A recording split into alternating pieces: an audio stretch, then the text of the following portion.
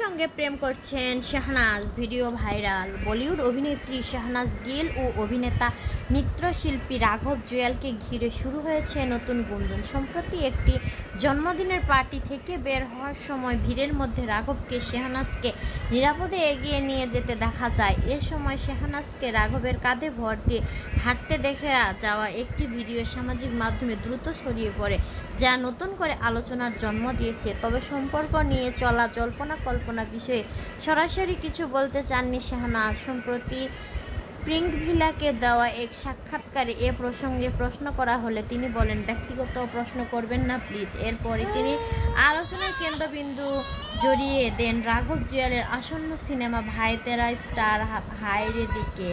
ছবিটি প্রচার করে শাহনাজ বলেন, আমার বন্ধু সিনেমা ভাই তেরা স্টার হাই আসছে, আপনারা সকলে দোয়া করে ছবিটি সমর্থন করবেন। রাঘবকে নিজের খুব ভালো বন্ধু উল্লেখ করে তিনি বলেন, ও আমার খুব ভালো বন্ধু, ওর ছবির সাফল্য হওয়া খুবই গুরুত্বপূর্ণ। নায়ক হিসেবে প্রথমবার বড় পর্দায় আসছে, তাই দর্শকের ওকে সমর্থন করা জরুরি। ও ইন্ডাস্ট্রি পরিবারের কেউ নয়, নিজের পরিশ্রমে এখানে পৌঁছেছে, তাই সবাই সিনেমাটি দেখতে যাবেন। উল্লেখ্য 2023 সালে সালমান খানের কিসি কা ভাই কিসি কি জান ছবিতে একসঙ্গে অভিনয় করেছিলেন শাহনাজ গিল ও রাঘব জুয়াল।